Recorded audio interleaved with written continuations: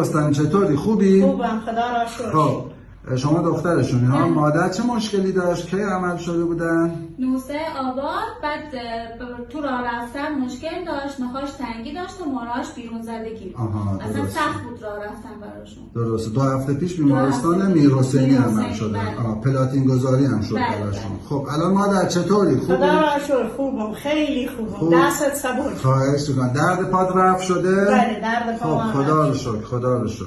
الان راه میری بهتر از قبل عمل شدی ها؟ خیلی بهتره، با حالی که عملا کردم خیلی بهتره. 10 تا پلاتین هم خورد کم. بله 10 تا خب خدا رو شکر ماشاءالله اوکی هست. دست ممنون شما از درد لطفتون. نکنه. خواهش همیشه می‌کنم. روز نمازم 3 دعایی. شما لطف دارید. قربانت برم.